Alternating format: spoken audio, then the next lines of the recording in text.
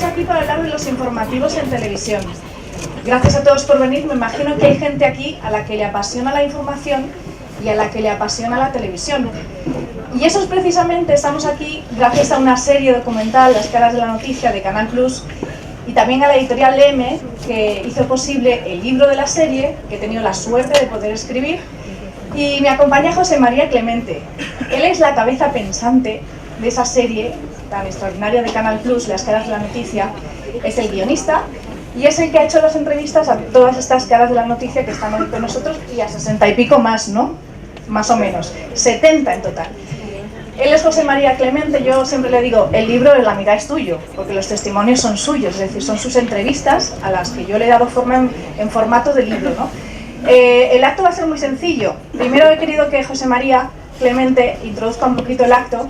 Después va a haber una mesa de redonda, es decir, una charla entre amigos, y se va a abrir después el turno de preguntas. A continuación, bueno, pues va a haber una firma de libros, ya que están aquí los protagonistas del libro, para que os firmen los ejemplares, que podéis encontrar ahí en recepción. Voy a hacer la palabra a José María Clemente, que además se tiene que ir corriendo porque está en un evento de Canal Plus aquí cerquita, y para que os cuente un poco en qué consiste este proyecto de Las caras de la noticia. Esto surge, es una idea que nace en Canal Plus, en una conversación de Jorge Ortiz, jefe de programas de Canal Plus. Se le ocurre un día, charlando con él, qué momento estamos viviendo en el que hay para la información un avance tecnológico muy grande y al mismo tiempo una recesión económica también muy grande, un momento bueno y malo. Esta conversación entre dos personas que hacemos programas, con dos cañas delante, la verdad es que no daba de más. O sea, se quedaba enseguida y pensamos, ¿pero qué pensarán los listos de verdad, ¿no? Las personas que hacen información, como los 5 que están aquí, y los 65 que no están, y que todos están en la serie y que han presentado informativos. Entonces nos preguntan, ¿qué pensarán? ¿Qué pensarán? Vamos a preguntárselo. Nos vinimos arriba, se lo preguntamos durante 45 minutos con cámaras delante, y al final nos salieron pues 70 personas hablando cerca de una hora, que había que reducir de alguna manera. Lo hemos hecho en una serie de 4 capítulos de una hora. El 4º capítulo se emitió la pasada semana, el pasado viernes, en Canal Plus, pero se sigue multidifundiendo. O sea, si os queréis abonar, no os vamos a decir que no. O sea, a Canal Plus, está el programa de Iñaki también, es una delicia. Pero si no, podéis verlo en Yombi gratis, que ahí lo tenemos también para vosotros. Hay que decir que las televisiones se portaron con nosotros de maravilla. Esto, lo primero que hicimos es, nuestro director general, Andrés Martínez Roig, llamó a todas las televisiones, porque si A3 Media, o Mediaset, o Televisión Española, o TV3 no jugaban a esto, no podíamos hacerlo. Las televisiones nos aceptaron, nos abrieron las puertas de una manera loquísima. Hemos metido un traveling en una redacción, se debería estar en una redacción de informativos de televisión. Una redacción y un traveling son palabras antagónicas. Es imposible que alguien trabaje, como hizo Ana Pastor, con una cámara en su cogote, grabándole mientras trabajaba y hacía el objetivo. Pues lo hicieron. Lo hicieron y nos han dejado, no solo los presentadores a los que entrevistábamos, los redactores, ni nos han insultado, o al menos en nuestra presencia, nos han dejado grabar, se han portado de maravilla. Las televisiones nos han cedido su archivo, que es uno de los activos y tesoros de las televisiones más valiosos. Nos lo han cedido, nos lo han regalado. Y nosotros pues solo tenemos palabras de agradecimiento que no cabrían en este rato. También querría agradecer al equipo que ha hecho la serie. La realización y montaje de Elena Pascual a mí me parece impresionante. La producción de Raúl del Amo, también como Sabiña, que ha sido también espectacular, reuniendo hasta 70 caras y consiguiendo que estas redacciones nos dejaran grabar en ellas. La fotografía de Eduardo Mangada, preciosa, y la fotografía de la serie, la fotografía del libro de Silvia Domínguez, que también veis en el cartel, y el equipo de Canal Plus, luego el guionista, pero el resto ha sido espectacular. Y luego llega Esther Cervera y lo convierte en un libro que en cuanto lo leáis vais a ver qué labor más espectacular es convertir todo esto en un libro y que encima sea divertido. Muchas gracias, Esther, muchas gracias a vosotros, a los que no están aquí y están en la serie, y a los que no están ni aquí ni en la serie y que podían haber estado, que son muchas caras. Que disfrutéis, que estas personas tendrán que contaros algo mucho más interesante, y gracias.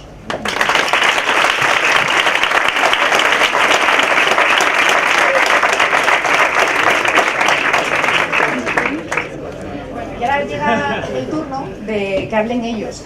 Aquí tengo una mesa de debate de lujo. Esto es como, hoy oía a mis críos contar lo que se habían pedido a los reyes. Digo, esto es como si yo escribo la carta a los reyes y me lo traen todo. Pues eso, me lo han traído todo, porque tengo una buena representación de de esas caras de la noticia, de esos rostros de los informativos que han contado muchas noticias y que forman parte de la historia de nuestro país incluso.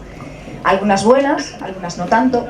Y precisamente yo quería abrir esta mesa de debate con la figura del presentador, es decir, ¿hasta qué punto ha evolucionado? Ahora, por ejemplo, en Antena 3 le vemos las piernas a Vicente Vallés, que está muy bien, y a otras presentadoras. Ha cambiado la estética, pero también en qué forma cambia el contenido, quiero decir.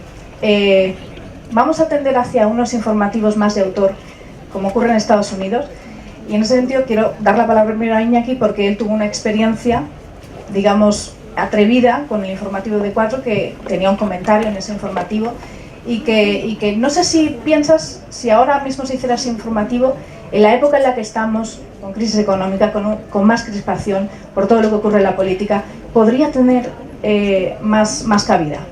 Bueno, la respuesta en todo lo que sea ahora relacionado con el futuro va a ser la misma por mi parte. No tengo la menor idea. Y además es lo más decente intelectualmente que yo creo que podemos hacer. Entre otros detalles porque se contradeciría con mi opinión sobre las cosas. Mi opinión de las cosas que he expresado muchas veces es que lo que está pasando, es decir, está pasando, y que lo que viene detrás no está escrito y va a depender de lo que hagan estos señores que están aquí. Con lo cual, yo que sé lo que van a hacer estos señores que están aquí. Sé también que recientemente acabamos de descubrir hasta qué punto es un enigma el comportamiento de los públicos. No hace ni 5 pestañeos habíamos decidido que la política no le interesaba a nadie, habíamos decidido que por tanto la información tenía que estar en un terreno mucho más light, y de pronto, sin que ningún programador de televisión tomara esa decisión, una mañana descubrimos de pronto que la política, que dábamos ya por completamente superada en la televisión, reaparece a tambor batiente, ocupando grandes espacios, grandes audiencias, etcétera, etcétera, etcétera. Con esto quiero decir 2 cosas. Uno, que cuando hablemos del futuro vamos a estar todo el rato ocupándonos de cacharritos, de aparatitos, de tecnologías, de empresas y cositas de estas, que me parece muy bien, y que sin embargo lo fundamental va a estar debajo y no vamos a saber exactamente cómo va a ser.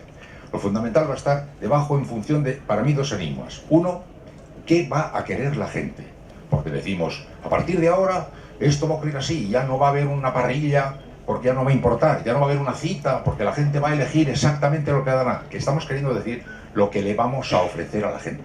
Lo que no estamos diciendo es qué va a hacer la gente con esa cosa que le vamos a ofrecer, que nosotros no sabemos ahora mismo si va a hacer ese uso o un uso completamente diferente. Y me remito solo a la última prueba, la prueba de que la sociedad, de pronto y contra pronóstico, en los últimos meses, cuando habíamos cantado ya el Requiescat in pace, que por si no habéis oído a Mariló, quiere decir descanse en paz. Cuando el Requiescat in pace se había dado ya... Cuando se había dado ya por enterrado y descanse en paz el tiempo de la participación, y decíamos que es sociedad dormida, están todos que se van a morir, qué vergüenza de juventud, parece que no le importa nada, de pronto la juventud decide que está allí. Cuando decimos que ya la política no existe, está allí. Quiero con esto decir lo que he dicho ahora. Lo mismo que en ese sentido, frente a las previsiones de futuro, surge la sorpresa de los comportamientos de la gente que no nos pide permiso para hacer lo que les dé la gana. También eso mismo os lo transmito como un mensaje de esperanza. Lo que vaya a ocurrir no está escrito y predeterminado por lo que esté ahora ocurriendo, aunque sí marque el camino, porque los comportamientos posteriores son diferentes. Para mí el gran enigma es qué va a hacer la sociedad, cómo va a ser la sociedad, qué va a hacer, si va a seguir viviendo en un individualismo muy cerrado, si de pronto va a tener una ansia de participar, si va a demandar producto o no. Con ese dato después podríamos hacer muchas reflexiones respecto al producto. Mientras tanto, solo podemos hacer especulaciones sobre qué producto la tecnología nos va a permitir hacer, quedando, para mí, en un punto enigmático, qué va a hacer la gente con la oferta que le vamos a hacer nosotros. ¿Pero creéis que la figura del presentador en los informativos tiene que seguir siendo relevante, tiene que ser importante? Esa pregunta y la termino. Yo creo que la figura del presentador va a tener una importancia creciente a partir del dato que doy en la música, por ejemplo. Ahora que a través de internet se ha descubierto que uno ya pone la música que le da la gana, descubre poco a poco que se va perdiendo un dato que era el prescriptor que te decía cosas en torno a eso. Ahora es la música que te dé la gana. Antes Lucky te decía, esto que estás oyendo tiene un guitarrista que antes actuó en el grupo cual. Esto que vas a oír va a ser un éxito grande.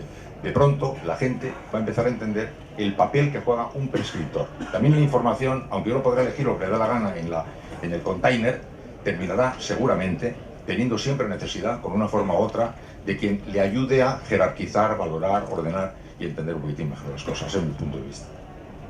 ¿Quién quiere intervenir ahora? A ver, Vicente. Sentada la base de que es imposible predecir el futuro, como bien dice Iñaki, ponerse a aventurar cosas es un poquito arriesgado.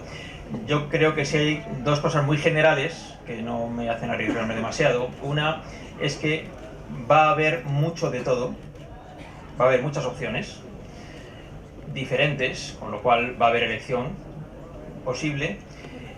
Y dos, de todas esas posibilidades que se abren, que ya están abiertas y que va a haber más, van a tener éxito aquellas que quieran los espectadores. Eso ya está pasando ahora, no es una cosa que pase en el futuro, y de hecho ya pasa desde hace bastante tiempo, y es uno de los motivos por los cuales no creo que vivamos el mejor de los momentos posibles de la información en televisión. Creo que esto parte del terrible momento en el que alguien inventó las audiencias minuto a minuto en la televisión, que para determinado tipo de programas de otro tipo, de entretenimiento, son muy útiles para testar el gusto de la gente y entonces dar más de este producto y menos de este otro, porque a la gente parece gustarle más este que aquel, pero que para lo que son los informativos, hablo de los informativos de todos los días, del mediodía y de la noche, no hablo de programas con contenido informativo, sino de informativos puros y duros, ha sido terrible. Terrible porque se ha generado una idea, de la que hablaba ahora Iñaki, desde mi punto de vista equivocada desde el minuto uno, de que a la gente no le interesa la política. Y que cada vez que entra una noticia política o económica en un informativo, eso hace bajar la audiencia del informativo. Mi tesis, que parece que solo la mantengo yo porque me he tenido que pegar con toda la gente con la que he tenido que trabajar en los diferentes medios en los que he estado sobre esto, es que no. Mi tesis es que depende de qué interés tenga esa noticia y qué tal la contemos nosotros, si somos capaces de contarla bien. Eso tiene más interés que si se cuenta mal. Ahora, efectivamente, como se comentaba antes, ha habido, parece, un rebrote del interés de la información y hay muchos programas informativos que tienen un éxito muy notable, de lo que yo me alegro muchísimo y ojalá que eso siga siendo así. No tanto hablo ya de los informativos puros y duros, sino también de programas de contenido informativo, programas ya más largos, de varias horas de duración.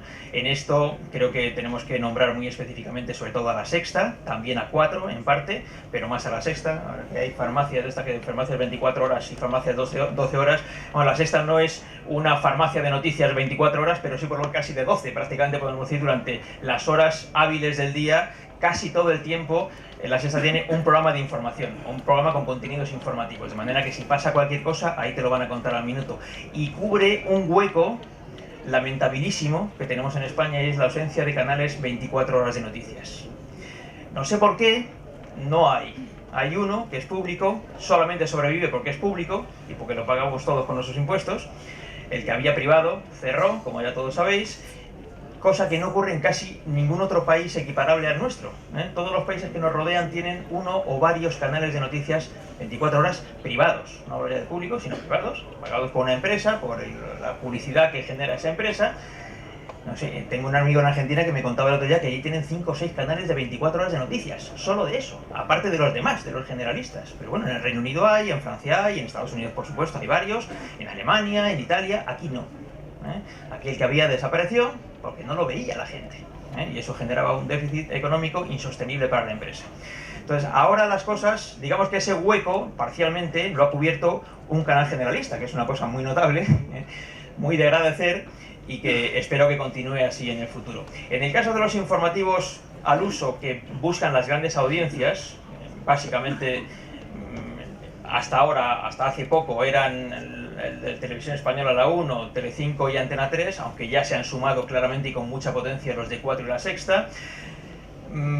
Bueno, creo que tenemos que hacer algo que suelen decir los anglosajones, que es back to basics, que es volver un poco a lo básico, a cosas que hemos dejado de hacer.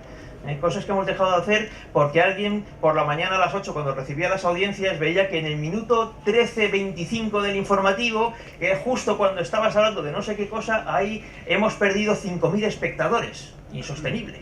Y entonces esto ya no tiene que volver a aparecer al día siguiente en las noticias. Esto es una batalla muy dura, muy dura. Yo ya hace tantos años que batallo con este asunto que ya no sé ni cuántos son, pero espero que podamos resolverlo. Esto ha hecho mucho mal a los informativos de televisión.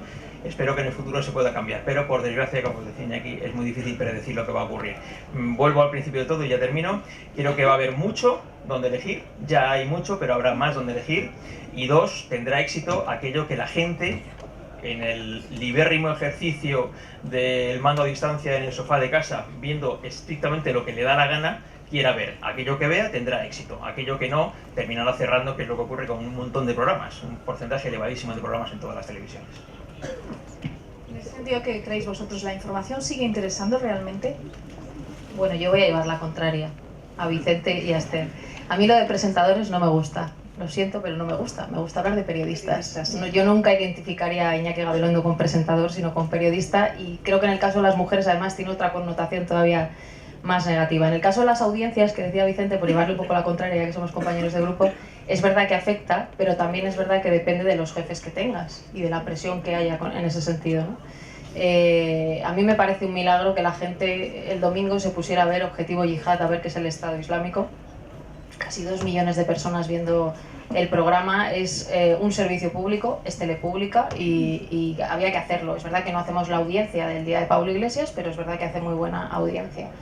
Decía Vicente, y ahí sí le doy la razón, lo de volver a lo básico, y dejadme que os diga que yo no me he visto en otra igual, tampoco en esta mesa, es también un regalo de Reyes, para conectar a las dos personas que tengo a mi lado. Es una cuestión de suerte en la vida encontrarte con jefes maravillosos, y quiero contar una anécdota. Me parece que era el año 2001, si no me corriges, Iñaki. Este señor, amenazado por ETA, entrevistaba a un tal Arnaldo Otegi, que entonces, no como ahora está, ahora está en la cárcel, era el candidato al Lehendakari. Él ya me ha escuchado alguna vez contarlo, no le gusta, pero lo voy a hacer igual. Yo estaba en la cadena SER, aquí, era periodista de su equipo. Insisto, un señor amenazado por ETA le hizo una entrevista terrible, que os pido que busquéis porque está colgada en la web de la SER. Apuntad, Google, Iñaki Gabilondo, Arnaldo Otegi. Terrible, le llamó chiquillo, le interrumpía, le vacilaba, pero sobre todo le preguntaba. Y yo, que estaba al otro lado de la pecera, en la radio, en el cristal, decía: ¿esto es lo que hay que hacer? Pues esto es lo que yo quiero hacer de mayor. Bueno, pues la vida te hace regalos que después me encuentro con este otro fallo del sistema, que él sí es un fallo del sistema, al que tengo que agradecerle que nos enseñara que la tele pública es vuestra, nuestra, no de los políticos. Cosa que parece que se ha olvidado en la tele pública que se hace ahora. Este señor de aquí, aunque llovía mucho en las entrevistas, consiguió que después de la de Cospedal y pidieran mi cese, yo siguiera haciendo el programa. Llegó Rubalcaba y dijo lo mismo, y yo seguía haciendo el programa.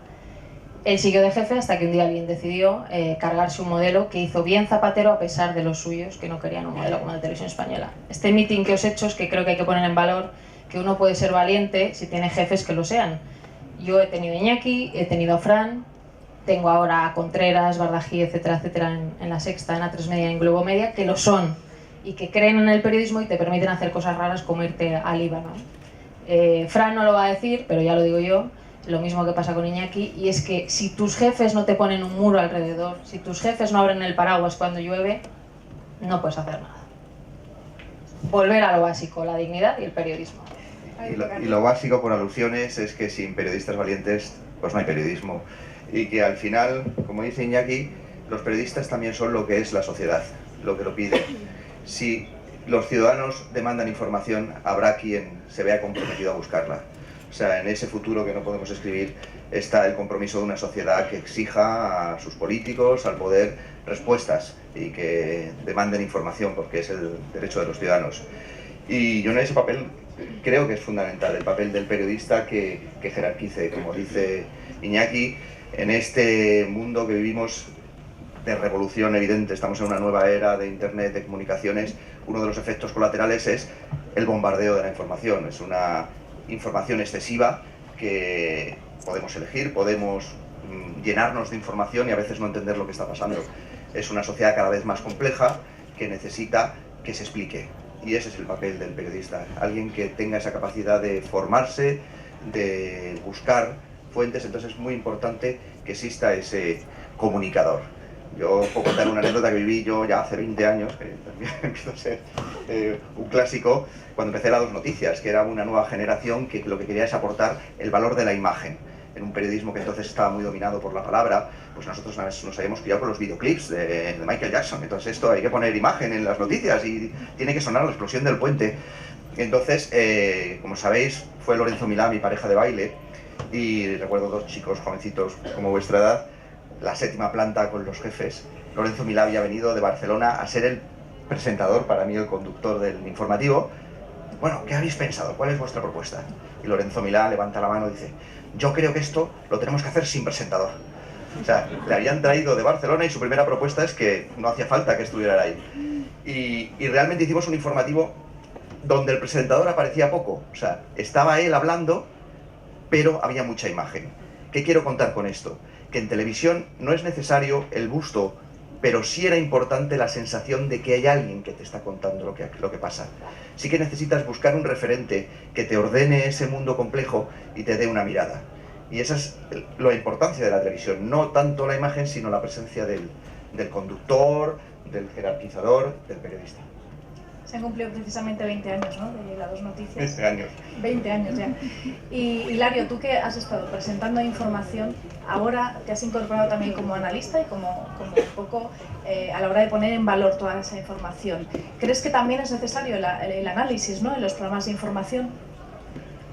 Evidentemente, ¿no? Yo creo que ya pasó el tiempo, bueno, todo va por modas, va por épocas, un poco como estábamos hablando, pero yo creo que ahora mismo nadie demanda la información pura y dura, o no se entendería una información pura y dura como la entendíamos hace 20, 30 o 40 años en el periodismo. Hay que poner la información en su contexto, hay que explicarle o dar datos del porqué, los antecedentes, el cómo, el cuándo, ¿no?, para situar esa información y ver que esa información tenga más valor. La información pura y dura, insisto, yo creo que cada vez tiene menos valor, aunque parezca una contradicción. Dicho lo cual, sí me gustaría romper una lanza a favor del periodismo de investigación, que yo creo que es uno de los periodismos que más se ha olvidado, un poco la hermana pobre del periodismo dentro de las televisiones. Quizá porque, como decía Vicente, sobre todo desde que nacieron las privadas, se empezó la competencia entre todos los canales y todos empezamos a competir, a estar pendientes del share día a día y a intentar sacar más audiencia que el de al lado. Terrible para los informativos, insisto, como decía Vicente, desde aquel momento en el que empezamos en una carrera diabólica que nos ha metido a todos en una espiral que, bueno, en muchos casos ha conducido a cosas realmente catastróficas. Empezamos a olvidarnos, yo creo, los periodistas, y debemos entonar todos el mea culpa del periodismo de investigación. Porque es caro, porque no interesaba, porque era más o menos molesto con el poder, porque, bueno, intentabas... De alguna forma también había, porque no siempre los jefes son amables, no siempre los jefes son buenos, también hay jefes que justo no te dejan hacer eso, sino que te indican que hay que hacer todo lo contrario. Pues ese tipo de jefes son los que tienen miedo a ese periodismo de investigación. Por ese motivo y por muchos otros, yo creo que la televisión, los informativos de televisión se han ido olvidando y dejando a un lado algo tan importante como la investigación.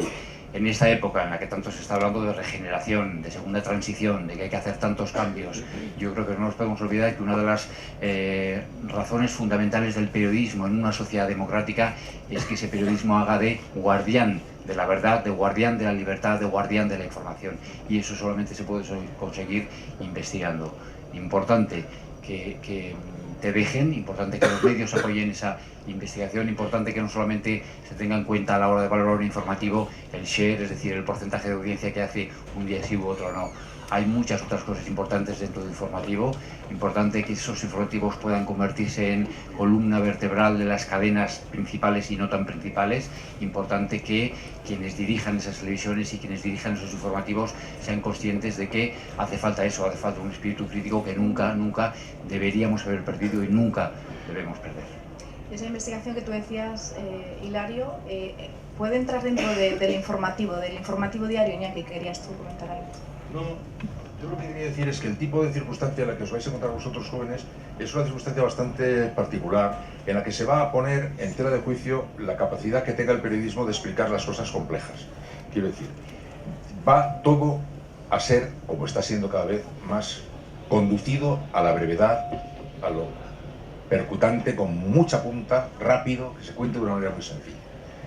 La cita establecida a las 3 o las 9, al margen de que se mantenga, va a estar tendiendo a ser sustituida por el flujo permanente de la información, que ya va a estar convirtiendo a los periodistas de periódicos, señores que hacen un trabajo que comienza mandando un flash, haciendo una ampliación, después posteriores ampliaciones, una crónica ya de manera más o menos regular, continuada con después una ronda de opiniones, etc. Se va a parecer en ese sentido un poco a la radio, en el sentido de que es un flujo permanente de información. Entonces, la cuestión, que yo os la planteo porque seguro que vais a terminar teniendo esta dificultad, es cómo se establece el desarrollo de lo complejo por este procedimiento. En un programa informativo como el que hace Vicente, o como el que está hecho Hilario, etcétera, en ese tiempo de media hora o lo que sea, uno determina el porcentaje que puede dedicar a una determinada actividad. Y eso seguirá existiendo, yo creo que va a seguir existiendo. Pero va a ser cada vez más reclamado otro tipo de cosa. Se va a ir viendo la información en el multiscreen. La televisión será uno de los screens, habrá otro, ya lo es el iPad, otro será el iPhone, otro será hasta la consola de videojuegos, ¿no?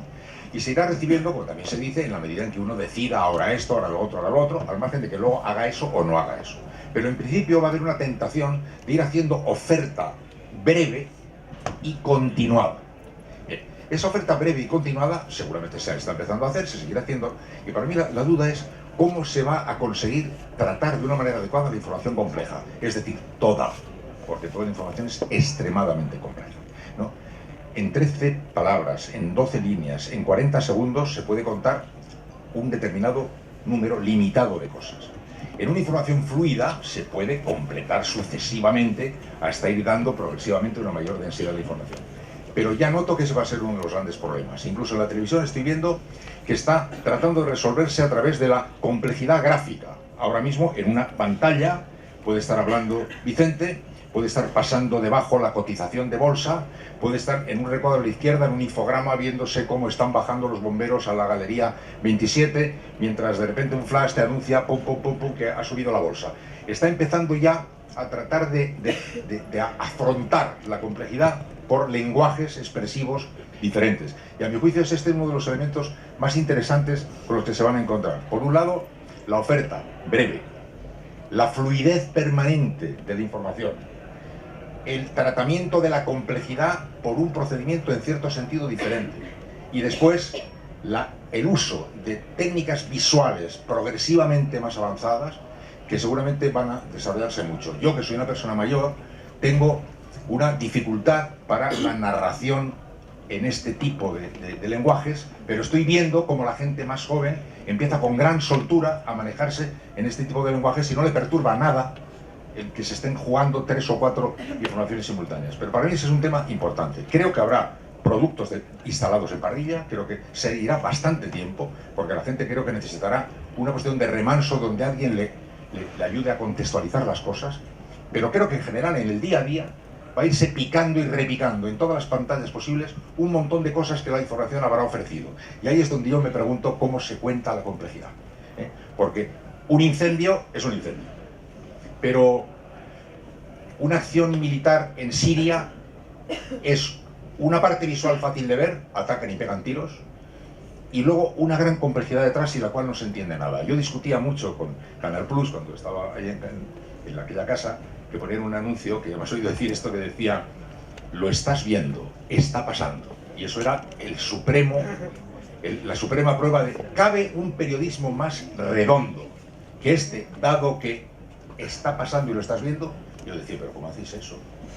Eso es el atentado al periodismo. Está pasando y estás viendo. Lo que pasa es que no estás entendiendo nada. Porque en esa pantalla en la que usted estás viendo que cae una formidable tromba de agua, tú no sabes si es la tromba de agua del 25º día de inundación, donde ya van muertos 74.000 y seguirán cayendo, o es la primera lluvia que cae en la tierra sedienta desde hace 5 años. De manera que lo estás viendo, está pasando, pero para entenderlo necesitarás que alguien te contextualice eso de otra forma, a lo mejor con otras imágenes. Entonces, el relato de la complejidad es para mí fundamental, porque ahí está la esencia de nuestro oficio. Nosotros tenemos un oficio que tiene que servirle a la gente. Y a la gente le sirve si entiende lo que le contamos. Y no es muy fácil entender según qué cosas. Y eso es lo que quiero decir. Vais a tener que darle vueltas a la cabeza. Pero creo que vais andando, porque el multijuego visual... Eso lo pilla. Eso lo pilla muy bien. Yo no, pero yo me aturdo, pero yo veo que los niños de 4 años están tan tranquilos ahí. Ellos también, además, hoy en el diario El Mundo, uno de los responsables de Twitter habla, y hablamos ahora también de esa complejidad a la hora de ver información por diferentes canales. También entran en juego importantes las redes sociales como es Twitter, ¿no? Él dice que los medios de comunicación, en especial la televisión, tiene que valorar hasta qué punto puede obtener rentabilidad para conseguir que el negocio salga adelante, porque cada vez más gente ve el objetivo y tuitea el objetivo, y Ana Pastor lo retuitea. Y tiene mucha aceptación, ¿no? Y están muy acostumbrados, sobre todo las nuevas generaciones, a ver televisión, a escuchar radio, a tuitear, a compartir, a comentar. ¿Hasta qué punto eso es bueno? Bueno, es que es una realidad ya. Es que mientras están aquí yo misma estaba tuiteando, o sea que ya está aquí, ya da igual nos guste o no, ya está aquí, ya están acostumbrados. A mí me parece que son multitarea y eso está muy bien. Y lo que pasa es que volviendo un poco a lo básico, volver a lo básico que decía Vicente, Iñaki cerraba su exposición brutal, como siempre, diciendo tendrá que haber alguien que les contextualice si la lluvia es de ahora o de hace un mes o si es una inundación. Y yo creo que eso engarza con lo que decía también Fran, ¿no? La confianza que se ha roto en todo en este país, nos lo hemos ganado a pulso, también nosotros los periodistas, y solamente recuperando esa confianza y que la gente se fíe y nos vea de su lado, no diciéndoles lo que quieren oír, sino diciéndoles la verdad, podemos recuperar, da igual si a través de Twitter, que lo hacen, la radio, poniendo a Vicente mientras tuitean o echando de menos a Fran Llorente, que también. Pero yo creo que tiene que ver con eso y su exigencia es una de las cosas que han provocado las redes y a mí me encanta. Es decir, yo cometo un error pequeño o grande en el programa y tengo que rectificar porque hay alguien que se ha dado cuenta y que te lo dice en el momento. Esto antes no ocurría. Antes podía llamar a alguien a la radio, pero ahora es inmediato y a mí me gusta porque esa exigencia también nos hace mejores periodistas, ¿no? El otro día damos un dato de todos los que nos gustan el programa que el New York Times rectifica y pide perdón por sus errores 60 veces más que nosotros en nuestros medios, 60 veces más a la semana, ¿eh? Bueno, pues este es un ejercicio que también hay que hacer de cara a los ciudadanos, ¿no? Somos humanos, fíjate, Iñaki Gabilondo arrancó diciendo no sé la respuesta, pues los que venimos detrás mucho más, ¿no? Es un ejercicio que está muy bien, es muy sano y que nos diferencia de la clase política que pensamos que es un horror, etcétera, etcétera. ¿Las redes sociales crees que se contribuye más a que se vea televisión o no? No, lo que es evidente es que las redes sociales están cambiando la sociedad, punto uno, están cambiando la manera de relacionarnos entre nosotros, con el poder, con las instituciones, está cambiando la sociedad, han cambiado ya, de hecho la sociedad, están cambiando el periodismo y lo van a seguir cambiando, pero también son una oportunidad de un nuevo periodismo que yo creo que te acercan a las fuentes. Ha habido un momento de alejamiento en el periodismo televisivo ha tenido un retraimiento de no buscar la fuente primigenia y las redes te permiten acercarte a la gente sin necesidad de estar necesariamente en el lugar. Puedes tener conversación con la gente de qué está ocurriendo y a la vez te acerca con el espectador, que te permite tener un diálogo, con lo cual puedes hacer un nuevo periodismo mucho más cercano y a la vez mucho más profundo. Y la manera de ver televisión, pues evidentemente la segunda pantalla se ha instalado y es una forma de conectar, porque en el fondo las redes también responden a una necesidad del ser humano de formar parte de la sociedad. Todos necesitamos sentirnos que formamos parte de un colectivo del que nos gusta estar integrados. Y el feedback que recibes de un mensaje, de un comentario en lo que estás haciendo, te hace sentir parte de esa colectividad. Y eso está ayudando a formar unas nuevas formas de relaciones sociales. Y desde luego cambia la sociedad y debe cambiar el periodismo con ella. Yo voy a poner un pequeño contrapunto en esto. Aquí hay una mayoría de gente que tiene menos de 25 años. No creo que haya uno solo de ellos que no tenga cuenta en Twitter. Pero la sociedad no está compuesta solamente por la tipología de público que está en esta sala, digo de aquí para allá, no de allá para acá, de aquí para allá, por vuestra juventud mayoritaria. Esa es una cosa que yo siempre me planteo. Yo también tengo una cuenta en Twitter y la utilizo bastante y recibo muchos mensajes, a veces críticos, a veces menos críticos. El blog también, que eres muy... El blog, bueno, sí. En todo eso soy relativamente activo, pero tengo una obligación para conmigo mismo y es acordarme todos los días de que hay millones de personas que como mucho han oído hablar que existe una cosa que se llama Twitter porque sus nietos hablan de ello o sus hijos hablan de ello. Y esa gente también ve la televisión. En nuestro caso, en mi caso particular, sé que cuando a las 3 de la tarde me pongo delante de la cámara, seguramente hay más gente de la que me ve que no utiliza Twitter que de la que sí utiliza Twitter.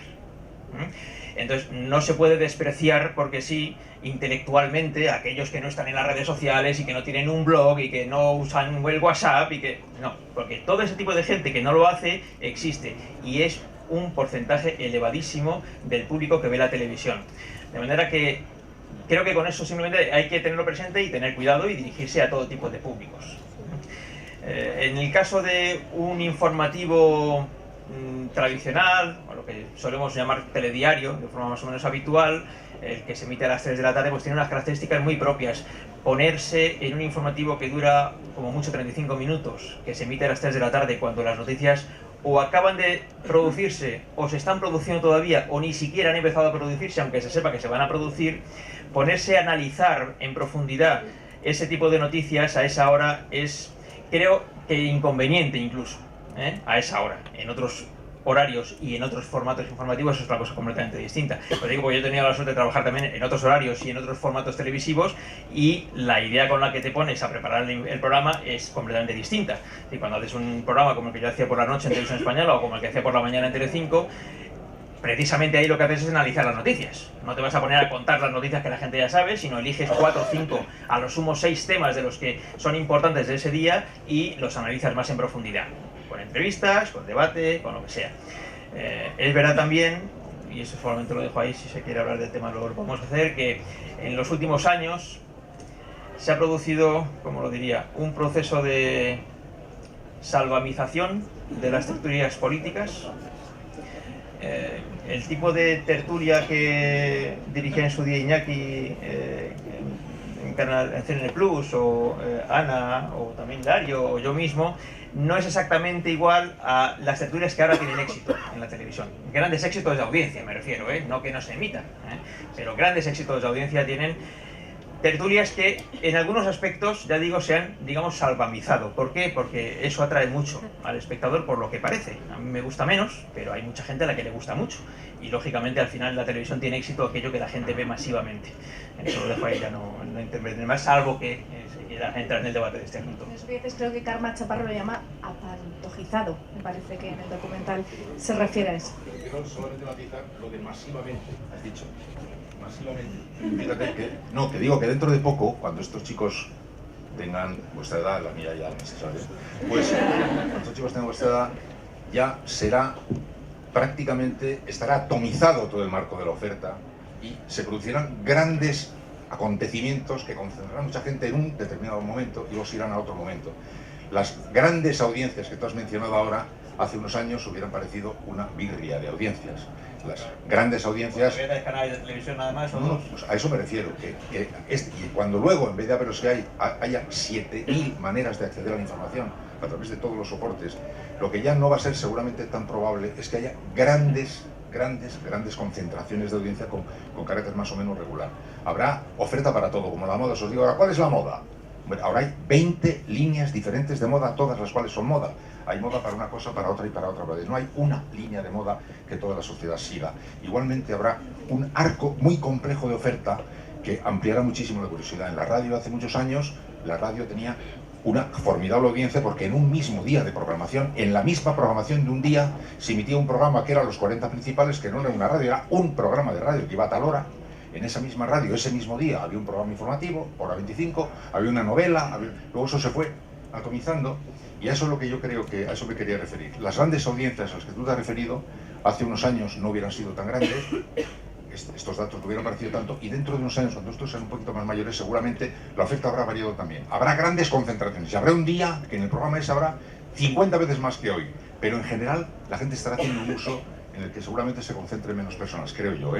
Y se medirán seguramente las audiencias también a través de los dispositivos. Gracias a Ricardo Villa, que está por aquí, que fue quien puso en marcha la maravillosa página web de Televisión Española, que Fran estaba también ahí al frente. Hubo una época que debatíamos si deberíamos medir la audiencia, por ejemplo, de los desayunos de la gente que lo ve en el iPad, ¿no? O de los informativos, porque ahora hay mucha gente que lo consume. Mi madre ve a Mar en tiempos revueltos en el iPad. Bueno, pues no pone en el audímetro, no pone que está viendo a Vicente o a Mar en tiempos revueltos, pero lo está viendo, ¿no? Claro. Y eso seguramente va a tener que, de momento, pero seguramente se va a empezar a medir, ¿no? Es difícil, eso se podrá medir como se mide ahora la radio, que desde mi punto de vista es increíble, directamente. Así que no te puedes creer nada, lo dicen los oyentes de la radio. Es una encuesta que se hace. Lo de la radio sirve mucho para marcar las tendencias, que es lo que se pretendió marcar. Así como en la televisión alguien decidió un día que era estupendo hacer una cosa de minuto en minuto, la radio nunca cayó en esa chaladura. Y decidió orientarse por dónde iban las tendencias. Entonces te digo que 3 datos continuados en una determinada dirección te da una pista, siempre, pero no pretendo otra cosa. 9 meses, para que te den 3 datos, son 9 meses. Sí, Yo tengo dentro de Eso te digo. 12 horas es lo que ha pasado este mediodía. Pero si lo entiendo, que no estoy comparándolo. Lo que estoy queriendo decir es que el mecanismo de la radio pretende conocer las tendencias. Por través de la radio decide hacer apuestas de duración. No, me La refería televisión por la presión que es hay. otra cosa. En América tienen el minuto a minuto en directo. O sea, que No tiene absolutamente hemos nada. entrado en esa locura. O sea, que estás viendo el programa, que quita ese, que se está bajando la audiencia. Le empujan. O sea, que todavía- Y no solamente en América, yo creo que eso está empezando a hacerse ya aquí, que es una cosa que a mí me sorprende Por mucho. Twitter, porque- por Twitter, efectivamente. Me sorprende mucho que programas de las grandes cadenas no esperan al día siguiente a ver las audiencias y juzgar cómo ha sido, esto nos ha funcionado, esto no lo repetimos la semana próxima, sino que en directo y en ese mismo instante, por Twitter y por la reacción que está provocando determinada intervención o determinado espacio en Twitter o en Facebook, se elimina o se quita o se prolonga o se alarga o se corta ese tema, que a mí me deja muy sorprendido porque es verdad que no podemos obviar todas las redes sociales, es verdad, pero yo creo que tampoco podemos sacralizarlas hasta el punto de que todo lo que pasa por las redes sociales es verdad. Vamos a ver, todo lo que pasa por las redes sociales pasa. Todo lo que pasa por las redes sociales tiene certificado de validez, por decirlo de alguna manera. No. Es decir, que entonces también, y como periodistas, yo creo que nosotros, por supuesto, utilizando las redes sociales, bueno, no soy yo el más experto, en fin, defiendo la utilización de las redes sociales. Y evidentemente es un instrumento que a nosotros nos sirve muchísimo, del que tenemos que aprender y que tenemos que valorar, pero ojo también con sacralizar todo lo que se dice por las redes sociales y por hacer o quitar programas o hacer o quitar contenidos solo por la reacción y mucho menos por la reacción inmediata. Pero es de las sentido, redes al final es sociales. sentido común. Decía Vicente una cosa que es verdad y que nosotros también ¿Y lo qué vemos hay, en la como decía audiencia del Vicente, programa. de la gente que no está Sí, pero tuiteando en las ese dos momento, que cosas, no tiene no Twitter? Te demonicemos, olvidas de esa no nos población. olvidemos de esos, pero tampoco obviemos ni no. menospreciemos intelectualmente, que a veces también se hace a la gente más joven por el hecho de estar en las redes. No, todo lo Mira, hay aquí contrario. una periodista llamada Carmen Arreos que yo admiro mucho y que tengo mucha más conexión ahora con ella porque está en las redes sociales y ha encontrado una ubicación profesional gracias a las redes. O sea, yo creo que es verdad que a veces tendemos a menospreciar a la gente que no aparece en tu red social, pero tampoco lo otro. Hay toda una generación, y no solo los de 20 años, ¿no? Es un equilibrio muy complicado, pero también es sentido común. Permíteme, Vicente, para lo de las audiencias, yo propuse una idea una vez que fue, se la dije a Antonio Asensio, que paz descanse. Le dije, como tenéis este mecanismo de contabilizar, y cuando además la televisión, cuando al cabo de 5 minutos un programa no funciona, viviendo este escrutinio tan brutal, lo ponen en la santa calle, ¿no? Y entonces se dio la realidad a costas de más largo recorrido. Yo le decía, a partir de ahora tenemos que hacer una cosa. Cada contrato contigo, por ejemplo, para hacer un telediario, lo firmas tú con un directivo de tu cadena. Y cuando te echen, os vais los dos. No, porque tú normalmente nunca vas a un sitio y Nos gusta la idea, y Iñaki. tú te vas y te sientas allí. Te sientas porque un directivo ha hecho un acuerdo contigo, ha confiado en ti, le parece que es una buena idea, ha decidido que vayas los miércoles, que vayas a las 3, que vayas a las 2, alguien ha tomado la decisión contigo, no tú solo en tu casa. Entonces, esa persona que ha tomado la decisión contigo se va contigo cuando tú te vayas a la calle. Será el único mecanismo para que ese juego histérico del minuto a minuto se relaje un poco. Ojalá sí. Se lo dije a Antonio Asensio, es que a mí me llamó, me dijo, que hoy quieres venir aquí, y dije, sí, pero dime qué directivo se va cuando me eches. Se nos ocurren algunos nombres de gente que cambia contratos. En eso que decías de Twitter, por ejemplo, Susana Griso dice que a ella le vale más el resultado de una entrevista a través de redes sociales, las visitas que tiene después, que sí que es en cierta medida para un programa como el suyo un medidor de audiencia, ¿no? Y la otra noche, por ejemplo, que Hilario estuvo en La Sexta Noche, fue lo más tuiteado, ¿no? Que además lo compartió, y él no tienes cuenta de Twitter, no tienes una que no sé si es tuya. No sé si lo he comentado claro, pero no tengo una que no es mía. Una que no es tuya, vale. Deberías hacértela, porque tienes muchos seguidores. Seguramente sí, Entonces, te prometo, bueno, no sé si es el momento de dar la explicación, no lo hago por pudor, Sí. porque es verdad que soy una persona especialmente vergonzosa y además muy respetuosa de mis cosas, ¿no? Y muy, No es tu mundo. te juro que hay veces que sí, que me parece muy bien que la gente cuente lo que hace, lo que opina. Pues yo seguramente me lo callo, a lo mejor es un error y debería hacer otra cosa. Es por pura vergüenza, o sea, me parece, yo no sirvo para estar todo el día contando lo que pienso de obligado, esto. ¿eh? Igual te recuerda que Pero estás llega un momento, tuiteando todo el día. llega un momento, no todo el día, pero sí cada hora y media. De verdad que es por pura vergüenza. Ya digo que seguramente no es este sitio para dar una explicación, pero bueno, ya que sale el tema, lo cuento, es por pudor, solamente por pudor. Por bueno, lo que yo pienso, también pienso ¿Por qué a alguien le tiene que interesar lo que piensa Hilario Pino como periodista, como persona? ¿Sabes? Pues, Bueno, pues se produce de un verdad que feedback, es ¿no?, algo importante entre el que da la noticia, el que la cuenta, ¿no?, el que la recibe, que eso también produce algo de cercanía, ¿no?, en algunos casos. Micro. Una de las cosas que la conecto, como decía antes, vamos a hacer una gran oferta de televisión, pero no tenemos ni idea de qué uso va a hacer la gente con eso. No tenemos ni idea. Porque por mucho que cambie todo, los días van a ser de 24 horas y de ni una hora más. Entonces el tiempo tiene un gran valor, que cuando se es joven uno contabiliza menos, cuando es mayor se va dando cuenta de que vale. Yo no tengo cuenta de Twitter, pero no por eso, que también, sino porque el día es muy corto. Y cuando tienes conciencia de que el tiempo es muy corto, hay muchas cosas que hacer que no se podría hacer si se estuviera viendo todo lo que la oferta televisiva permite. Si estuviéramos haciendo, y ahora lo grabas y luego lo puedes ver, pero, o sea, luego, ¿cómo luego? Luego lo puedes ver, pero todos los luegos que hacen falta para ver todo lo que se puede ver luego, más todo lo que luego se puede mirar hablando con luego, ya bueno. Yo que tengo tradiciones clásicas, por ejemplo, me gusta leer, es una pequeña tradición que tengo, y me gusta oír músicas, son manías, pero manías antiguas que tienen la particularidad de que consumen tiempo. Entonces digo que toda la oferta gigantesca que la tecnología va a ir brindando es para mí un enigma extraordinario cómo lo va a utilizar la gente, ¿sabes? Porque el tiempo es muy escaso. Y la oferta es gigantesca, y hay que ver cómo se maneja. Tú estás todo el rato con el Twitter. Sí, pero yo me pregunto, entonces es imposible ser Iñaki Gabilondo. O sea, yo quiero ser Iñaki Gabilondo, como todo el mundo sabe. No, yo quiero ser Iñaki Gabilondo. Quiero tener a Otegi delante y decir las cosas. Bueno, no, pero perdona, yo por ejemplo leo mucho más que tú. Eso es lo que digo, nunca podré ser tú. Pero que no importa leer más, que a lo mejor hay que leer menos. Tú diría, ¿y qué? ¿Por eso pretendes algo? A esto iba, no este tasca que me estás lo que yo iba a decir, nunca podré ser Iñaki Gabilondo porque nunca podré leer lo que has leído tú. Y yo si porque tuviera estoy tu edad... distraída en otras cosas. Sí, pues no, eso, porque tú a eso a mi me edad refiero. seguro que ya leías. Sí, pero no había las Igual. cosas que hay ahora. Me refiero a eso, a que el uso que ahora mismo hay que hacer del tiempo resulta extremadamente exigente. Hay que aprender a elegir. Yo tengo un hijo, que ya es muy mayor, mucho más que vosotros, pero que cuando tenía 17 años me permitió comprobar hasta qué punto la dificultad de la vida es la elección. Cuando un día fue por primera vez a un hotel donde estaba preparado el buffet del desayuno, que nunca había visto, y se comió tantas cosas que se puso enfermo. Hasta que aprendió que aquello estaba para elegir. La televisión ahora, que le ha puesto a la gente idiota viviendo en el zapping perpetuo, no está para vivir así, está para elegir, pero no sabemos elegir. Entonces, cuando uno se va haciendo más mayor, se da cuenta de que vivir es elegir. Y tienes que ir eligiendo, ya está, no tiene más importancia. Tú eliges una cosa y otra. Pero no tiene nada de particular. Vamos a contar. Pero veréis que 24 horas dan un juego, no mucho, ya veis algo. Él se levantaba cuando trabajamos en la radio, teníamos un horario maravilloso, entrábamos nosotros a las 12 y él a las 4 de la mañana. Él se levantaba y leía 20 minutos. O sea, claro, como es imposible que yo alguna vez sueñe en 4 vidas seguidas ser Iñaki, pero espera.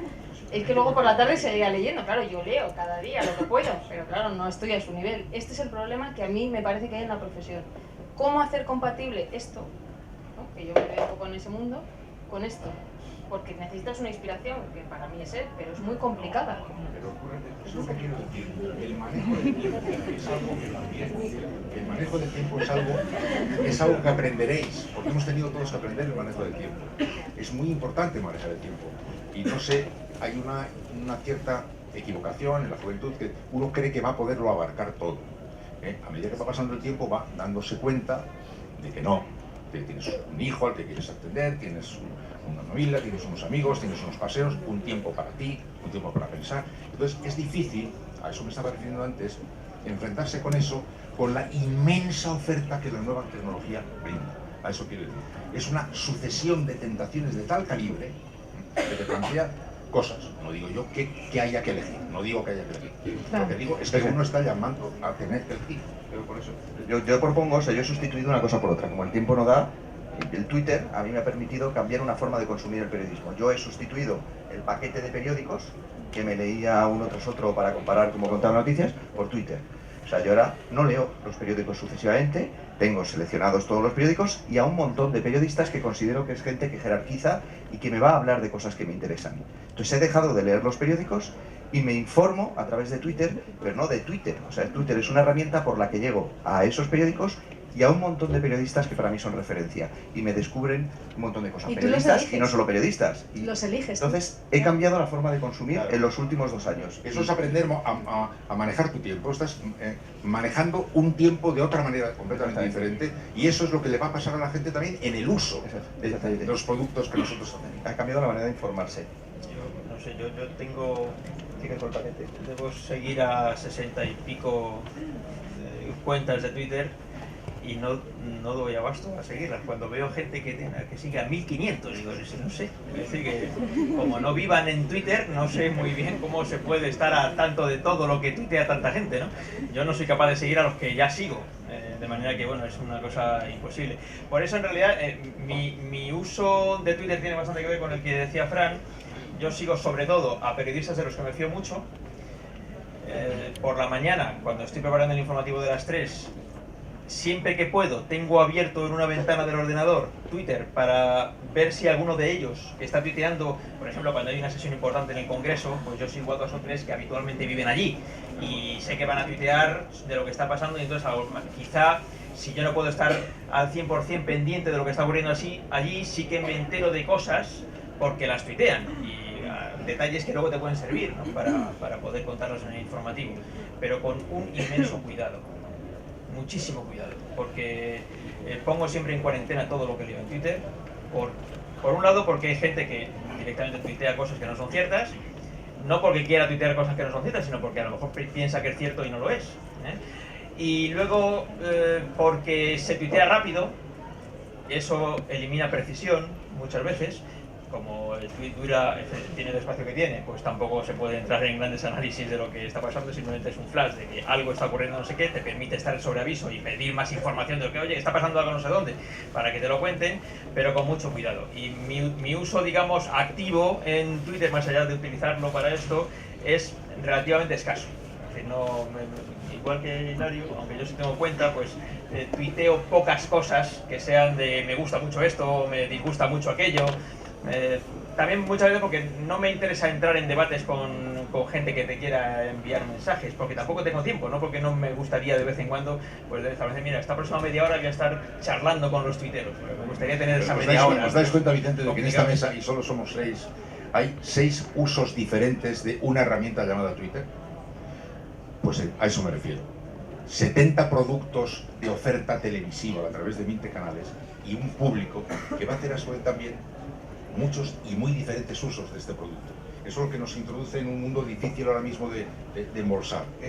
Transforma a la reina Sana, que es la que nos tiene que dar lecciones. No, yo soy una Yo enferma realmente de estoy Twitter, ya lo sabéis. impresionado como a alguien le puede dar tiempo a hacer tantas cosas durante el día. Ya lo hacía, pues durmiendo 4 horas, pero bueno, eso también lo hacía Iñaki y ya insisto que no estaré a su nivel. No, yo lo que creo es que Twitter, como decía Vicente, a mí sí me gusta que me acerque a la gente, no digo ponerte a debatir, que yo a veces lo hago porque soy así de pesada, pero me gusta que me acerque a la gente, y como no puedo estar todo el día en la calle, que es una cosa que deberíamos hacer los periodistas, es una manera, evidentemente filtrando, claro, hay gente que te insulta, hay gente que te alaba, hay que poner distancia en eso, Muchas hay gente veces que es miente. poder explicar bien lo que quieres decir, porque aunque hagas 17 tweets, no es fácil Sí, de porque explicar, no es es el que sitio, este detalle porque que no tú es has el sitio. entendido de esta manera en realidad no era por ahí por donde iba, sino más bien por este otro, pero explicar eso es muy Es complicado. imposible, en 140 caracteres. Esto es para lanzar un titular. En un titular de periódico tampoco puedes dar muchos matices. Das un titular. Esto ya existía. Yo insisto en lo que decía Iñaki del prescriptor.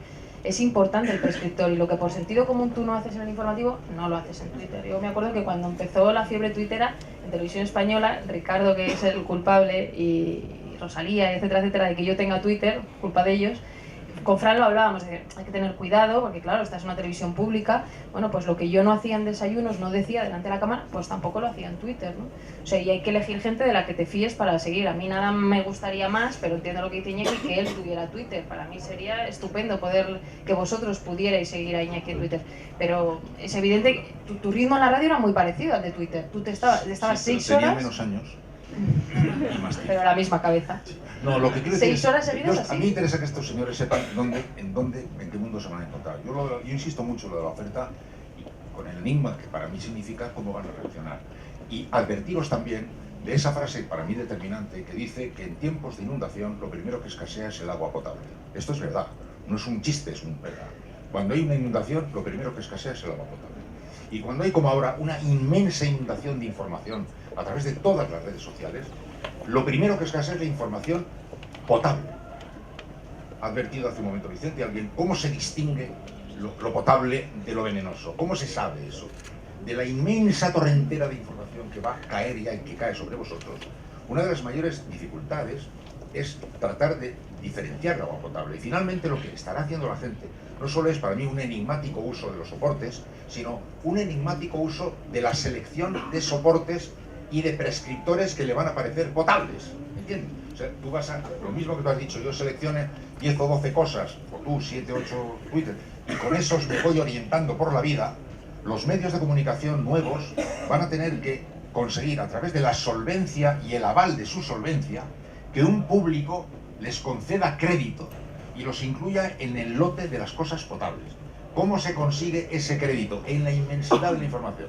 Pues para mí, por el único procedimiento que se ha inventado para conseguir la solvencia, que es decencia más tiempo. Con decencia y con tiempo se consigue la solvencia. Y cuando la gente tiene ya establecido un punto de solvencia, establece ahí marcada ya su referencia. Por ejemplo, si os gusta Carlos Bollero, me da igual, si no os gusta, bueno, un crítico que a fuerza de señales que habéis recibido, lo habéis colocado en el capítulo de la gente de la que os fiáis, y será una bandera que ondee ahí, y en la inmensidad de la tromba esta será una luz. Como tendréis otra luz, otra referencia, iréis seleccionando las líneas. ¿Cuál será para los medios de comunicación, por tanto, el horizonte? Conseguir ser una marca de referencia. Ser una marca de referencia. Porque va a tener que abrirse paso en la inmensa cantidad de cosas que estarán llenas de, bueno, de mentira, de mano sucia, de juego, tal. Todas las dificultades que estamos recibiendo nosotros aquí, estamos expresando aquí, la dificultad para distinguir, tal, es toda multiplicada por 1000 que recibe la gente. Y eso va a ser difícil. De vuestro trabajo al hacerlo, y como ciudadanos al consumir, la inmensa cantidad de oferta y la dificultad de selección. Un elemento que quiero añadir aquí, estamos hablando un grupo de periodistas hacia un grupo amplio de personas que creo que estáis todos muy interesados en las cuestiones informativas y que seguís habitualmente los informativos porque os interesa la información. Pero en lo que se refiere a la televisión generalista, a las grandes cadenas de televisión, hay un porcentaje de espectadores que aparecen en las audiencias todos los días, espectadores de los informativos, que no están tan interesados como estamos los que estamos en esta sala, sino que ven el informativo de las 2 de La Sexta, o el de 4, o el que luego sale a las 3 en Televisión Española, o en Telecinco, o en Antena 3, porque tiene puesta esa cadena. Y a esa hora, en las grandes cadenas, todas emiten informativos y no distinguen mucho entre me gusta más esto y más aquel, sino que bueno, les parece todo más o menos lo mismo, que también es una cosa comprensible, porque lógicamente pues, las noticias son las que son. Creo que el porcentaje de personas que ven los informativos de las grandes cadenas, el porcentaje de personas que ven esos informativos que buscan específicamente esa cadena todos los días a esa hora, es pequeño. ¿Sí? Es pequeño. Yo creo que sí. No sé. Otra cosa son los programas informativos. No, yo hablo de informativos. No, yo hablo de los, de telediarios. los telediarios. Sí. Yo creo que es pequeño, al menos en las... podríamos separar incluso La Sexta y 4, podríamos hablar de las 3 grandes cadenas, que ya cada vez están más cerca de las otras 2, pero todavía están por delante de las otras 2. Creo que el porcentaje de gente que dice, ay, son las 3 y 5, tengo que ver a Menganito o a Menganita, que se me ha pasado la hora, es pequeño. Creo que es pequeño. Creo que tiene razón. Una de las razones que creo que No tanto por la persona. Respecto del 100% de las personas que ayer vieron el informativo de Antena 3 a las 3 de la tarde, del 100%, que fueron como 2 millones de personas, de esos 2 millones de personas, yo creo que no habría ni 150.000 que se acordaron de la hora para ir a ver el informativo, concretamente el de Antena 3. Se puede objetivar un poco, ¿sabes? Porque creo que tienes bastante razón. Debe haber de todo, ¿verdad? Pero yo creo que es una mezcla de todo, pero sí es un poco cierto por el efecto arrastre que tienen los programas anteriores. Si el público estuviera siendo así, no tendría tanta importancia el programa que te precede. Por ejemplo, Pasapalabra es un programa que deja la antena en un sitio muy alto, del cual se beneficia Pedro Piqueras. No digo yo que no haya gente a buscar a Pedro Piqueras, pero tampoco Pedro Piqueras, él lo sabe muy bien, se viene beneficiando del arrastre que trae un programa como Pasapalabra, que tiene mucha audiencia, ¿no? O sea, yo creo que sí es cierto que hay mucha gente que viene a subida a la ola de la audiencia y se queda ahí, ¿no? Luego de O sea que solo pasaría en los luego de haber- informativos, porque sí coincidimos en que hay mucha gente que va a ver pasapalabra. Es decir, pasapalabra sí van a verlo, no van a ver el Pero informativo. por ejemplo en la tele pública tendrá más memoria, Fran, pero por lo que yo recuerdo, la audiencia previa al telediario de Pepa Bueno no era bestial, era más alta que ahora.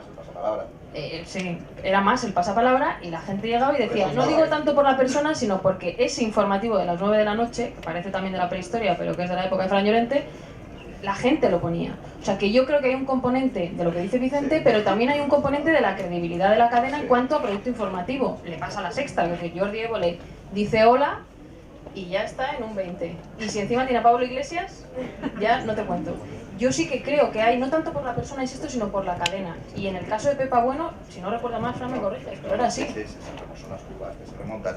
Y sí que hay un montón de productos que se buscan, es verdad que... Son las dos cosas. Yo creo que en el informativo también pasa, pero a lo mejor menos. Pero tú coges el intermedio que viene al suelo y de repente se dispara. Puntos. Sí, que estamos... permíteme que Pero es un diferencie entre informativo, intermedio y un Vale, informativo. exactamente. Sí, pero la gente de la ONU se ha ido al informativo Pero del intermedio. yo que soy muy mayor seguiré pensando que el informativo es el instituto del Pero que intermedio. diciendo que, Sí, que no, lo que no, no, que que no es lo estamos mismo. diciendo que si la gente elige programas, esto es indiscutible, ¿no? Gente, ya no te digo eventos, que evidentemente un partido de fútbol es el mayor reclamo. Elige eventos, elige programas, yo creo que también hay una parte de elegir informativos. Yo creo que sí, pero tampoco también- creo, que no también se creo puede, que la no se arrastre- puede negar lo que dice Sin Vicente, duda. creo que Una se parte- tiene mucha razón, yo Iñaki creo. Gabilondo en Pasan 4 las dos no cosas. hubiese sido lo mismo que Iñaki Gabilondo en Antena 3 en otra No, cadena. ya Claro. lo sé, pero ya te digo que hay, pero un efecto arrastre muy grande y todas las cadenas viven muy preocupadas por eso. Pasa mucho Yo en pongo- fin de semana. porque saben un que si vienen ejemplo, arriba- un ejemplo de estos En últimos fin de días, semana. que quien quiera ver las audiencias pues las tiene, que están publicadas, de manera que es muy sencillo de ver. Desde el día 1 de noviembre hasta el 18 de noviembre, del 1 al 18, el informativo de Antena 3 del mediodía ganó todos los días. El día 19 se estaba muriendo la duquesa de Alba. El programa del corazón de Televisión Española, que se mide a las 2:30, 2:30, 3, justo antes del telediario, pegó un subidón que se trasladó al telediario de Televisión Española. Desde aquel día, la mayor parte de los días, bueno, se juntó luego al día siguiente la muerte de la duquesa de Alba, al día siguiente el funeral que coincidió con el ingreso en prisión de Isabel Pantoja, lo que volvió a multiplicar la audiencia del programa del corazón, subió 2, 3 o 4 puntos de repente de un día para otro, y todo eso se trasladó al telediario. Desde aquel día, del día 1 al 18 ganamos todos los días, del 19 en adelante hemos perdido casi todos los días. Perdón, Vicente, ¿y no pasó también que ese espacio de la muerte de la duquesa de Alba, cuando empezó el telediario, en cierto sentido siguió con el mismo argumento? Exactamente. Porque ahí continuó con él. Porque eso es lo tú que te no quiero hablabas decir. tanto de eso y a lo mejor en la 1 empezó el sí. telediario, con lo cual yo os planteo, yo os planteo a modo de reflexión, pues hemos empezado esta mesa redonda hablando de la buena salud de la información, que contentos estamos todos de que por fin interesa la información política, de que por fin los informativos gozan de buena salud en este país, de que por fin se ha recuperado esa credibilidad y ese espacio o esa población que se había perdido. Estamos terminando diciendo que los informativos dependen de que por delante vaya Isabel Pantoja. No, yo voy a lo de Iñaki, la vida es elegir. Tú puedes elegir venir de Isabel Pantoja y seguir hablando de Isabel Pantoja, o puedes elegir venir de Isabel Pantoja, mencionar si es noticia e irte al resto de la actualidad. Estamos diciendo que hay buena parte de la población que, como viene Isabel Pantoja, se queda ahí en ese informativo. Hay gente para todo, hay gente Sí, para todo. pero eso pasa, por ejemplo, en los informativos de fin de semana, que a mí me ha tocado esa parte de fin de semana. Si hay motos o hay Fórmula 1, adiós, te puedes olvidar de las otras Luego, cadenas, no lo ve hay un nadie. aspecto muy importante. Citaba Iñaki el informativo de Pedro Piqueras. La distancia entre la audiencia que tiene el informativo de Pedro Piqueras y los que van detrás es tan grande que incluso un día muy malo de Pedro Piqueras le permite seguir ganando, porque la distancia también del pasapalabra con el resto de los programas que van a esa hora en las demás cadenas también es muy alta. Pero, por ejemplo, en los informativos del mediodía, que es el que yo conozco muy bien porque lo analizo todos los días hasta la histeria, la igualdad es tan grande entre las tres cadenas que emitimos informativo a esa hora que ganar o perder puede depender de 10.000 espectadores, de un volumen total de 6 millones de espectadores que pueden estar viendo los tres. Y la suma de los tres puede estar entre 5 y 6 millones de espectadores. El mes de noviembre, que acaba de terminar,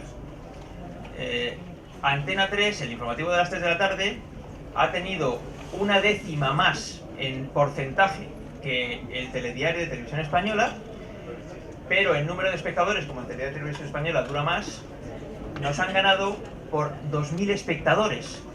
Y sumamos entre los dos 4 millones de espectadores. decir, nosotros hemos tenido 2.006.000 y ellos han tenido 2.008.000. En un volumen total de más de 4 millones de espectadores. La igualdad es tan grande que 5.000 espectadores, 50.000 espectadores te hacen quedar el primero con distancia o quedar el último con distancia. Yo quería, antes de ceder el turno a la gente que ha venido aquí para que pueda preguntaros, plantearos una cuestión, ya que hablamos de los informativos en televisión, en relación a las imágenes, ¿no? A la selección de esas imágenes. Si evidentemente hay que hacer un filtro, no todo lo que se llega a la redacción, se conoce a través de YouTube, no todo vale, pero por ejemplo, el caso más reciente es el de hace 2 días con la Reyerta, ¿no? En los alrededores del Club del Atlético de Madrid. Las imágenes que hemos visto son de gente, digamos, ese periodismo ciudadano, ¿vale o no vale para los informativos? Son las que hemos visto, los informativos, de la gente que está en sus casas. A mí me da miedo, porque es muy difícil chequear, saber si esa imagen que te llega es cierta o no, y se pueden cometer más errores. Yo aprovecho para hacer autocrítica. El domingo, cuando emitimos el programa de Yihad, metimos, no obviamente las decapitaciones, porque eso es una obviedad en la que, en fin, no hay ni que explicarlo, pero sí, en uno de los vídeos aparecía Foley, que es un periodista que fue decapitado, en el arranque del vídeo dirigiéndose a Obama pidiendo clemencia, ¿no? Yo no sabía que la madre de Foley había pedido, además de no emitir la decapitación, ese primer segundo del vídeo, no lo sabía. Y un periodista llamado Pampliga, que es un freelance que trabaja en la zona, que conocía a Foley, me mandó un tuit y me dijo: la familia había pedido no emitir esa imagen. El cuidado de tener... Es una imagen impactante, él está de rodillas con el mono naranja y la persona que le decapita, el asesino, al lado. Yo no lo sabía, pero es verdad que creo que en eso, al igual me corrigen, hemos ganado también un poco en ser más rigurosos en lo que nos llega, aun pudiendo cometer errores, y en intentar no hacer espectáculo con temas realmente morbosos. Sí, yo creo que tenemos la inmensa suerte a las televisiones y los periodistas de que contamos con un nuevo vehículo, ¿no? Que es las redes sociales, por las cuales te llega una información que antes no te llegaba. Hay que aprovecharlo, igual que se aprovecha como fuente de información Twitter y otras muchísimas más, con tu selección y tu filtro como periodista. Ese es el plus que tú tienes, ¿no? No eres un ciudadano más, no te dedicas, no eres un abogado, no eres un médico, no eres un carnicero. Sometiendo al mismo tratamiento a cualquier otra fuente. Es una fuente que, como cualquier otra, debe ser ahora mismo sometida a la prueba de la verificación. O sea, tú comparas lo que podíamos ofrecer antes hace 10 años o hace 15 o hace 25, es decir, lo que tardaba en llegar una imagen cada vez que llevaba la móvil. Y ahora tienes en el minuto 1 llega esa. Ahora hay cámaras en todo. Entonces, claro que no hay que despreciarla, hay que aprovecharse, pero con mucho cuidado. Sí. Pero respecto al periodismo ciudadano, yo la experiencia que tengo personalmente es que tiene unos límites. O sea, el periodismo ciudadano podemos entenderlo cuando ocurre un evento, sí que es una fuente de... O sea, hay una explosión, una inundación, sí que te llegan imágenes. Pero si tú pretendes que se haga algo más, no lo consigues. O sea, yo me acuerdo en las 2 Noticias se abrió una sección de periodismo ciudadano para que se hicieran denuncias, se contaran problemas de un barrio, que te contaran, y esto no llega. O sea, la gente no ha llegado a sustituir al periodista, no se da ese cuando paso. quiere trabajar gratis, a pesar de que algunos empresarios entienden. Exactamente, o sea que sí que es verdad que es una fuente de imágenes, básicamente de eventos, de acontecimientos, desde un atentado a una inundación, pero no es un sustitutivo del periodismo. Igual que yo lo he dicho 1000 veces, si tuve la suerte de poder dirigir, tengo una pregunta para usted, que fue una experiencia maravillosa de acercar al ciudadano directamente, sin intermediarios, al político. Y fue una experiencia enriquecedora. Hubo mucha gente que dijo: pero ¿cómo puedes dejar que pregunte directamente sin intermediario? Y se descubrió que se podían hacer preguntas muy interesantes, desde el café de Zapatero hasta el sueldo de Rajoy.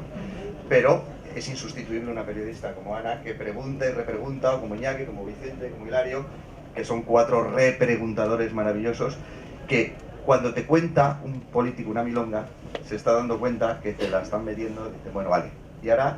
Pasamos a otro tema. No pasamos a otro tema, volvemos a preguntar y a preguntar. O sea que el ejercicio del periodismo en ese sentido es imprescindible. Bueno, pues si queréis abrimos ya el turno de preguntas. El ejercicio del control del poder es la esencia del periodismo. O sea, el periodismo está para controlar el poder, para hacerle preguntas, para descubrir, investigar lo que no quieren contar.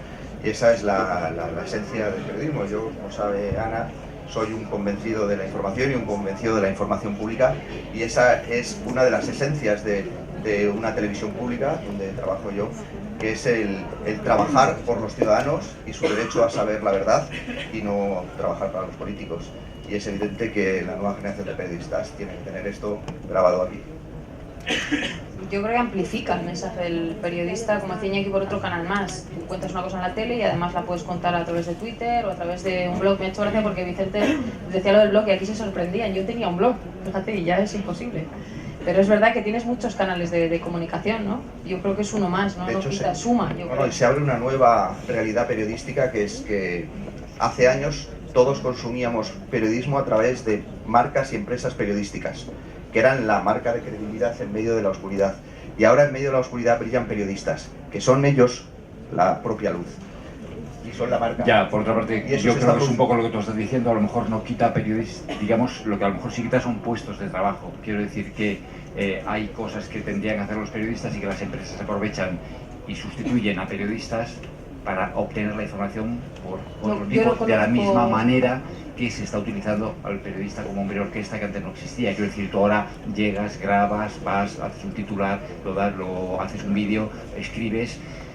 Difícil que con toda esa tarea que se nos ha puesto de más, hagamos una información igual de buena rigurosa. que antes, igual de rigurosa. No sé si sustituye, pero... Eso va en detrimento, yo creo, de la calidad de la información, que luego tiene otras muchas ventajas, efectivamente. Bueno, de pero Carmela, yo creo que... Carmela Ríos, que dice que ha encontrado un hueco que en la tele no tuvo porque cerró el CNN Plus, lo tiene en las redes. Que Lo que se ha quiero decir es que pero... existe el riesgo de que se sustituya la tarea del periodista por la tarea del ciudadano periodista. Y hay empresas que se aprovechen de eso simplemente para ahorrar. Es el error de los editores, si no apuestan porque haya otros periodistas que tengan tiempo para hacer información de calidad. Todos nos hemos acostumbrado como espectadores y consumidores de televisión a ver determinadas cosas. Vamos a ver, a todos nos gustan determinado tipo de programas, o todos decimos que nos gusta determinado tipo de programas. Si viéramos cosas que eran, en principio, el paradigma de la buena televisión hace 10 o 15 años, si las viéramos ahora nos aburriríamos, en muchos casos, no digo en todos, en muchos casos. Porque ha cambiado nuestra forma de transmitir, nuestro lenguaje, queremos cosas más rápidas, consumimos la información más parecida al lenguaje de la publicidad, no nos damos cuenta, y vosotros sois jóvenes y no, a lo mejor no sois tan conscientes de eso, pero o sea, no admitiríamos un lenguaje ni audiovisual como el que teníamos hace 10 años, lo cual no quiere decir que no haya que buscar el rigor, que no haya que buscar la transparencia, que no haya que buscar la objetividad, eso sí, pero hay cosas que yo creo que bueno, como el negocio de la publicidad es otra, como la literatura es otra, no es que no es, bueno, sí hay ejemplos, pero no hacemos, los novelistas no hacen ahora novelas decimonónicas, es decir, la novela ha evolucionado y estamos en el siglo XXI, pues también un poco al periodismo, pero en cuanto a la estructura, hay cosas que yo creo que no tienen marcha atrás. Bueno, vamos a ver, si ha parecido, no sé, en el caso de Hilario, que nosotros nos hemos opuesto a Twitter y mucho más a Internet, no es eso, yo vivo en Internet perfectamente, naturalmente, y vivo metido en todas mis iPad. Y además tengo una cosa muy interesante, en el iPad tengo en la página de inicio, además de todo lo que tenemos todos, tengo el Nature y el Science, no para enterarme del, pues no entiendo nada de lo que pone, pero sí para ver que está, cada día lo leo, estamos a un segundo de asistir a grandes transformaciones en el mundo de la ciencia. Eso sí me permite comprobar, observarlo, no le dejéis de prestar atención. En la robótica, en la astrofísica, en la nanotecnología, en la genética. Me gusta seguir un poquitín. No, yo vivo en Internet, habito en el mundo de Internet, en el planeta Internet. No. Y lo de Twitter no tengo nada que oponer a Twitter, absolutamente nada. Es un mecanismo de selección de mi tiempo que me ha hecho llevar a organizar mi vida de otra manera y sacrificar las innumerables posibilidades que sé que tiene Twitter y que las sé, pero he decidido perdérmelas porque sería una invasión en un tiempo del que carezco. Pero además yo sí vivo en Internet, me imagino tú también. Efectivamente, y no estamos hablando del futuro, es el presente, no, a lo mejor no, se nos ha malentendido. Efectivamente esta está siendo la tercera gran revolución industrial, es decir, que yo creo que todos coincidimos, ¿no? Se puede vivir, o sea, no puedes vivir ni sin las redes sociales, evidentísimamente, y por supuesto no hemos hecho ningún tipo de llamamiento a... No, lo que decimos, yo he pretendido decir, precaución, porque no todo lo que aparece por las redes sociales es verdad, filtrémoslo, y nuestra obligación como periodistas es filtrar, ahora utilizarlo como una herramienta importantísima, básica, fundamental, desde luego. Y he dicho qué suerte tenemos los periodistas de ahora, que todavía nos podemos enganchar a esto, y qué suerte tienen los periodistas nuevos, que tienen una herramienta con la que nosotros nos juntábamos. Y entender también que las redes sociales son muy importantes, pero todavía no se ha abolido el mecanismo de representación política. Quiero decir, yo hice un comentario que decía, arden las redes sociales, decían. Entonces, decían, pero ¿cómo puede estar pasando esto si arden las redes sociales en sentido contrario? Porque las redes sociales son una verdad, pero hay otras verdades también, como ha recordado muy bien Vicente, Y lo que se tiene que hacer es un poco lo que las mayorías dictan, que están representadas en el Parlamento con las mayorías y con otras. No vale decir, eso que se ha decidido allí no vale porque las redes sociales dicen otra cosa. Sí, pero hay que tener cierto sentido, cuidado, prestar la máxima atención, saber lo que significa, pero no caer en idolatrías tontas y mucho menos no otorgarles un poder representativo que no se tiene, ¿no? Ha habido algún día en que arden las redes sociales ha provocado decisiones políticas del último minuto. Yo recuerdo... Últimamente unas cuantas, sí, ¿no? en la izquierda. Y antes Los también, desahucios, por ejemplo. Zapatero paralizó una tarde la aprobación de una ley en una comisión del Congreso porque ardían las redes sociales. Que era la ley Sinde, si no recuerdo mal, que tenía que ver con Y internet. entonces se El armó, PP en el tema de los desahucios, se armó una una gran... tarde cambió también por lo mismo. Sí, efectivamente, es un juego de presión. Luego la acabaron aprobando, con el paso de los meses, pero aquel día que se iba a aprobar dio una orden y se le preguntó por qué. Bueno, es que había un malestar muy grande en las redes sociales y lo paralizó. Yo ahora sí, solo añadiría que igual que estamos obnubilados ahora por el mundo Twitter, no descartemos que si volvemos a tener una reunión aquí dentro de 5 años, a lo mejor se ha inventado otra cosa y Twitter es una antiguaya, que ya no le sirve a nadie. Así que hace 5 años casi ninguno de los que estamos aquí teníamos cuenta de Twitter, ahora la tenemos prácticamente todos, menos unos poquitos. Dentro de 5 años ya veremos lo que pasa. La jerarquía yo creo que siempre va a existir en todo. Hay gente de todo tipo, gente que con una información superficial y básica como la comida del día a día tiene suficiente, y gente que necesita más explicaciones. O sea, cada uno somos de una manera. Pero yo creo que el periódico jerarquizado va a tener una vida todavía prolongada a través de los iPads. El iPad, no quiero convertirme en Pedro J, a través de esa plataforma. Pues yo creo que sí, que tiene todavía una vida a través del iPad. Es verdad que el periódico jerarquizado, o sea, todos lo habéis vivido, o sea, la versión digital de los periódicos frente a la versión del iPad de los periódicos son dos realidades completamente distintas, y como decía Iñaki, va a haber muchas ofertas y yo creo que todavía se va a buscar, sobre todo en otras generaciones como la gente de 30, 40, el papel no, el papel irá desapareciendo, pero estará jerarquizado en el digital. Bueno, con esa reflexión nos vamos a quedar. Yo creo que hay que hacer otro debate más, otra mesa redonda, porque se quedan muchas preguntas en el aire, pero me dice el editor José Antonio que tienen que cerrar la tienda, que nos tienen que tenemos que terminar ya, ¿no?